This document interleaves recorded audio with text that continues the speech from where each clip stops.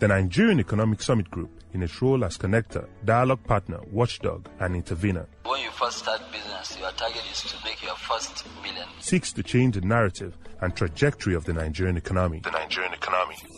Together with our partners, we're not just solving problems, but preventing them, because when advocacy succeeds, the nation transforms for the better.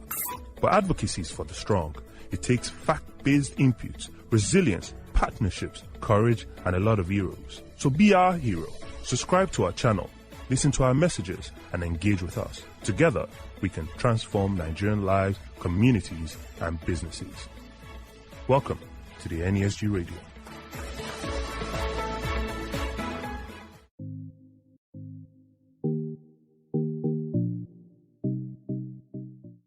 Hello there. Welcome to NESG Radio. I'm your host, Yinka Inyolako. The 26th Nigerian Economic Summit was a suitable platform to deliberate on the emerging pathways to the future for the country's economy. The theme of the summit, Building Partnerships for Resilience, was considered to be appropriate in shaping the big conversations for action. Participants also agreed that the summit pillars, which were collaboration, execution, and impact, were central to the successful implementation of the NEST 26 recommendations. The discussions were structured around 5 sub-themes.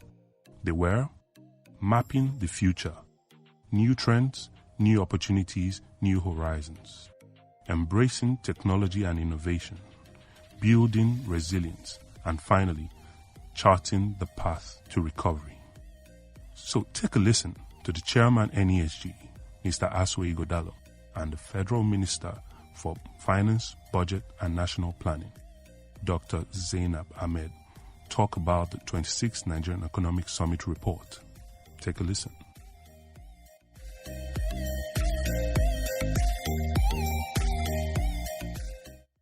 I am really pleased to be presenting a summary of the recommendations of the 26th Nigerian Economic Summit, formally to the Honorable Minister,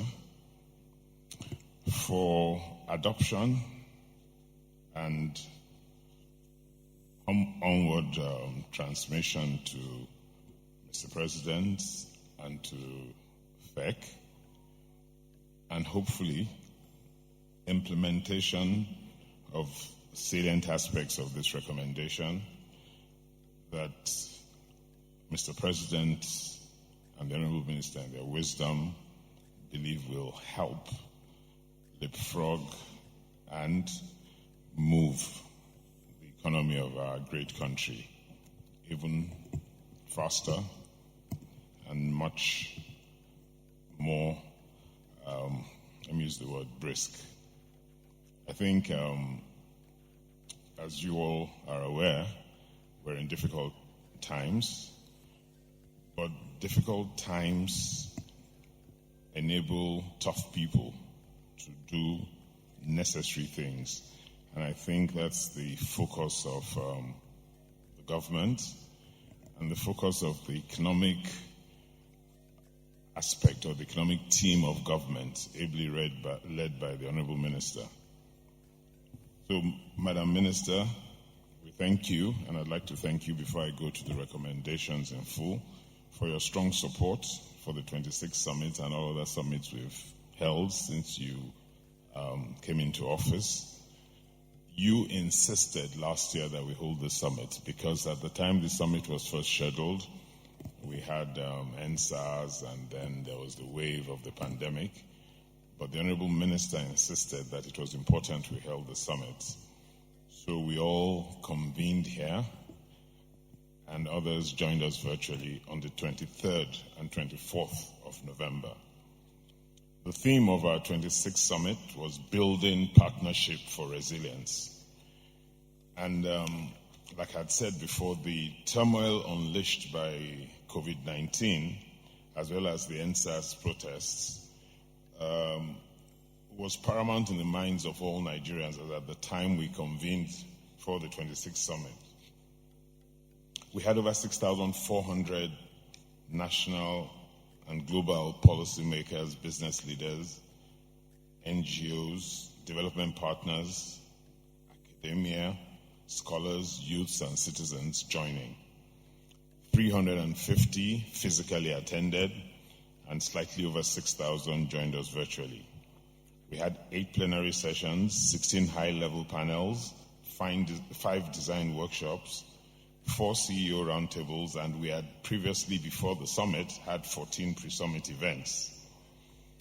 There was a strong and optimistic anticipation that Next 26 would be a suitable platform to deliberate on the emerging pathways for the future of our economy. And so we settled on that theme, building partnership for resilience. And this theme was considered to be appropriate in the circumstances of our country at the time. Discussions at the summit were dimensioned around 5 sub-themes. The first one was mapping the future. And the second was new trends, new opportunities, new horizons. The third was embracing technology and innovation. The fourth was building resilience. And the fifth was charting a path to recovery. Recovery from the vicissitudes of the pandemic and some of our underlying or comorbidities. After 2 days of extensive and robust deliberations with full participation, the participants came to many far-reaching recommendations across 5 thematic outcomes, and I'll enumerate the thematic outcomes. The first was that we needed to ensure a resilient economic recovery, particularly from where we were coming at the end of the third quarter. We'd seen we had 2 bad quarters because of the pandemic and its outcomes, drop in oil prices, low demand, and it was fundamental that we needed to ensure that we emerged solidly from all of this. We also all agreed at the summit that we needed to strengthen partnerships. Thirdly, we agreed that we needed to unlock subnational competitiveness. Our states needed to become more competitive. Our states needed to be more focused on their development, enhance their IGR, make themselves credible investment destinations. And our states are really the first, or the connecting rod to the majority of the people. So it was important that we focused on the competitiveness of our states. And then meeting our sustainable development goals by 2030, there are 17 of these goals, and it was important for us to reemphasize the fact that we needed to make haste in meeting these goals so as to ensure the sustainability and massive, quick development of our economy. And our fifth was empowering the Nigerian youth. And that had become fundamental, again, on the back of the NSAS protests, and the realization that we're having challenges with education, we're having massive employment challenges. A lot of our youths that came out of their school, out of universities, vocational schools, and polytechnics, were finding it very difficult to find employment. Statistics suggest that maybe 1 in 6 actually do find gainful employment, and the majority of them were underemployed. So, which in itself is a major problem and can be a time bomb if not addressed effectively and very quickly. As regards our outcomes, I'll very quickly run through the recommendations for each outcome. As regards ensuring a resilient economic recovery, summit attendees agreed that we needed to achieve and maintain macroeconomic stability to ensure economic growth that would outpace our population growth, create jobs, stabilize inflation, and we see that inflation numbers keep going up, reduce poverty, and expand external balance of payments. It was also proposed that we needed to really deal with the issue of multiple exchange rates, and we needed to unify exchange rates into a single and market-driven window. Attendees suggested and recommended that we need to improve coordination of fiscal, monetary, and structural policies so that they work in tandem in a synergized manner. It was also important that we aggressively attract foreign direct investment, not just foreign direct investment, even domestic investment. We needed to attract domestic investment and foreign direct investment so that it will dovetail into our job creation proposals. We also needed to deregulate the oil sector by the passage of the PIB. One important point that was made at the summit, which we all agreed to, was that a prompt passage of the PIB would signal to the international community and foreign investors that we truly were focused on attracting investment and were focused on doing business. And so it was going to be two-pronged. It would create policy for the oil and gas sector that was certain, which investors like, the certainty of policies. And importantly, it will also signal to international and domestic investors that truly we were ready, willing, and accommodating of investments. For a while, there had been this feel, particularly internationally, that we were becoming more difficult as an investment destination. So we thought the passage of the PIB would help signal differently.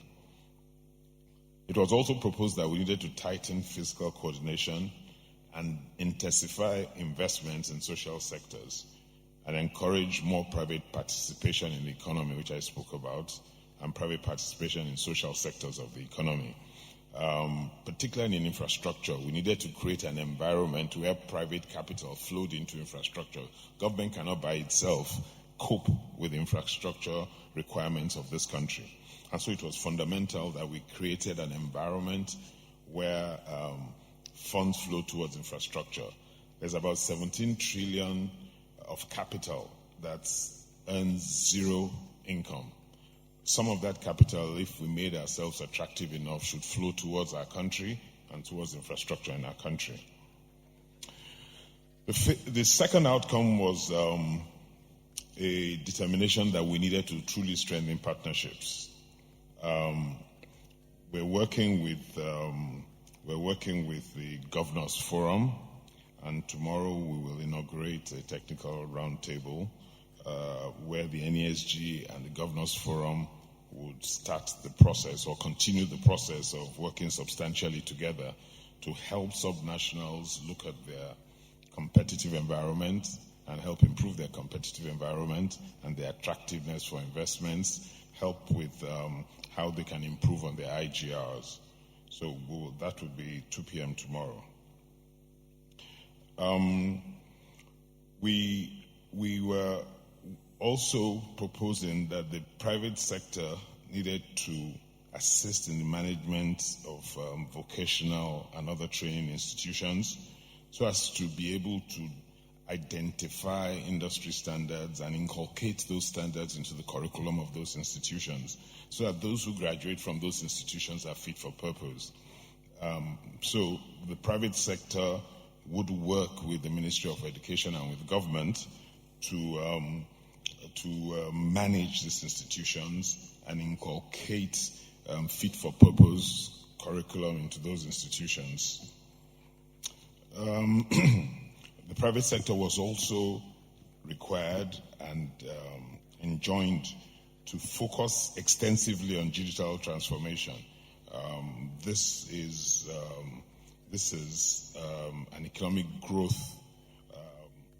and this would substantially transform the economic growth of the country, particularly in this digital age. We came to the decision also that the primary health care, particularly coming out of the experiences of the pandemic, needed substantial reform through public-private sector partnerships. And we saw some of these partnerships during the height of the pandemic. And we said a lot more of this needed to be done. Also, collaboration in creating the appropriate business environment. And earlier on today at another event, it was emphasized that business needed to work more with government to suggest policies for creating an attractive environment. Government and businesses were also enjoined to create a task force on the future of work to ensure Nigeria is keeping up with cutting-edge developments as they are all over the world, particularly in emerging economies. We also thought it would be a proper thing to do to engage Nigerians in the diaspora and leverage on their expertise for development of key sectors of our economy, particularly in the health sector, in the education sector, and request of them to bring in capital for investment in the country. They know the country better than other foreign investors, and it will be a relatively low-hanging fruit to persuade them to invest in the economy.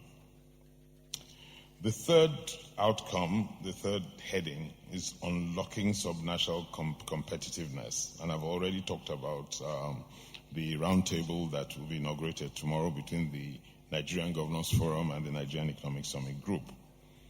There was also another issue that came up today, earlier on, and had to do with looking at our constitution to move certain things from the exclusive legislative list so as to ensure that the states can have statutory oversight over certain things that would help quickly develop the economies of the state. So we were proposing, through the National Assembly and the states and the private sector, constitutional reform so as to move these items to the concurrent list, and this would help the subnationals. And we listed some of those items to move into, particularly like policing, mining, minerals, and some other such items that would help drive the economies of the states.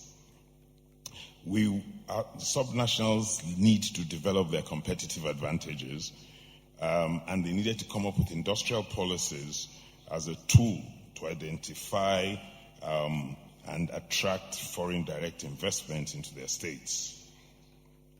They needed to also focus on job creation as a quick win, generating jobs, promoting exports, and enhancing their revenues by granting certain reliefs to attract investments, tax reliefs. Many of them are creating industrial parks, so they needed to provide infrastructure to these parks and ensure that these parks work well and these parks attract the level of industries that they require. Industries that they have comparative advantage in. It was also proposed that we create economic corridors around transport corridors. So where we have transport corridors, rail line, road trunk roads, that we should create economic corridors around those areas. We proposed that we decentralize infrastructure development and states should increase investments in infrastructure, especially rural roads, water, irrigation, and rural electrification. The Sustainable Development Goals, meeting them by 2030, was also a fundamental priority, and we proposed and we're recommending to government that we should recognize stronger multi-stakeholder efforts to achieve meeting these Sustainable Development Goals by 2030. We propose that we establish a high-level forum of SDGs and ensure that the SDGs become the centerpiece of development planning. We're in the middle of certain development planning documentation, and it was proposed that this be the fulcrum of the SDGs be the fulcrum of these development plans. Subnationals are required to integrate the SDGs into their policies and plans, and we hope that the business community, companies, would adopt a business-driven approach to sustainable development as investments, which will be achieving sustainable revenues. We have recommended that SMEs be engaged in the implementation of the Sustainable Development Goals because SMEs are the largest employers of labor and they're the biggest job creators. All the governments, national and sub-national, should deploy policy incentives to encourage companies that are committed to the SDGs. So companies that are committed to SDGs should be giving certain consideration for certain waivers or exemption or support so as to continue encouraging those companies. The fifth and final major recommendation or recommendation heading is empowering our youth. We need to tackle youth unemployment head-on. Unemployment, underemployment, and their employability. That is being fit for purpose. Children graduate from schools and they can't read. Children and students graduate from universities and they haven't learned very much.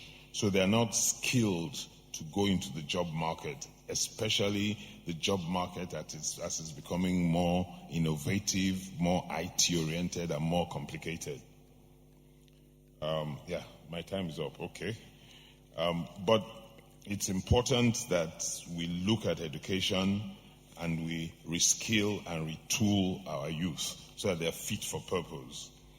We're looking at scaling up formal apprenticeship programs, encourage informal apprenticeship schemes through accreditations and certifications, facilitate the development of critical industries to absorb more youths, and then get our youths engaged in policy and governance across governments. We need to encourage our youths, mentor them, and get a lot more of them involved in policy formation and in governance.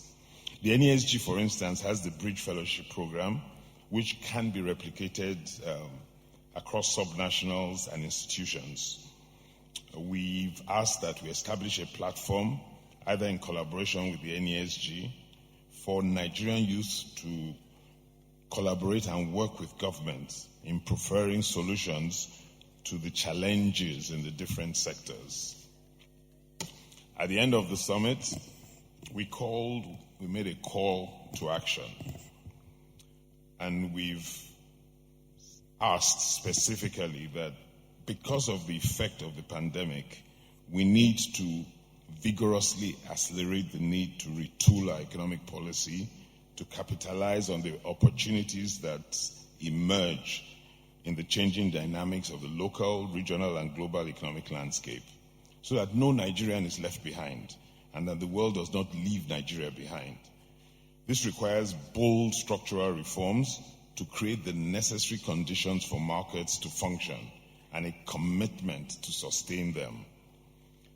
All our governments must lead the way in proactively navigating the country towards recovery. Government at all levels must unlock more private sector participation by removing sectoral rigidities. I said earlier at a function today that I think we're overregulated in this country, and we really need to look to it. We need to make the environment attractive and enabling. It's now. Madam Minister, we look forward to the adoption of the recommendations of the 26th Summit and the implementation of the key recommendations by the federal government and by state governments. We will also be engaging with state governments. I sincerely thank the President of the Federal Republic of Nigeria on behalf of my board, President Muhammadu Buhari, GCFR, for his strong support of the summit process. I also thank our Vice President, Professor Shibaju. I especially thank our partners in the summit process, ably led by you, Madam Honorable Minister, and the Honorable Minister of State, Chief Clem Agba, and the permanent secretaries in your ministry. We're truly grateful because without your support and without the collaboration, we would not achieve all the things we achieve. God bless the Federal Republic of Nigeria, and thank you very much for listening. We thank you. Thank you, sir. I have worked with Mr. Godale for years over this annual summit. It's one Nigeria that is so passionate about how to develop Nigerian economy. Soft-spoken, very, very frank. His recommendations are always to the point. So on this note, can you give him another round of applause? Let me, at this juncture, invite Her Excellency, Dr. Mrs. Zainab S. Ahmed, the Honorable Minister for Finance, Budget, and National Planning. Can we rise to welcome her to the podium? Thank you.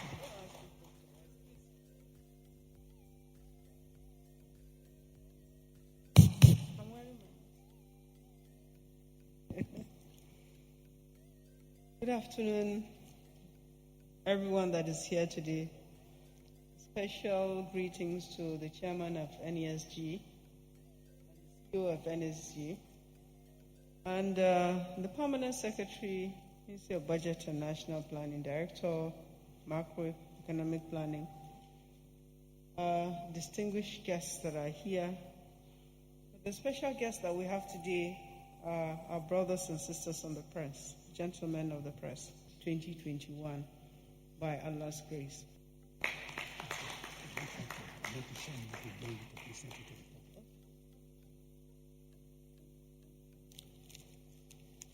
So the chairman and I are presenting what we call the Green Book to the public. This is the report of the 22nd Nigerian Economic Summit, which had the theme Building Partnerships and Resilience, for Resilience.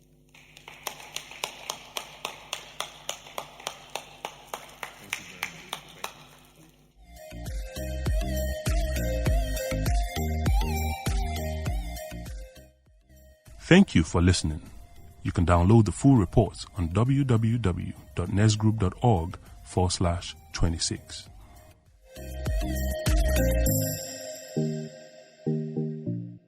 Thank you for listening to our content today. Remember to subscribe to the NESG Radio. Follow us across all social media channels and visit our website www.nesgroup.org/NESG Radio. NESG, in the national interest.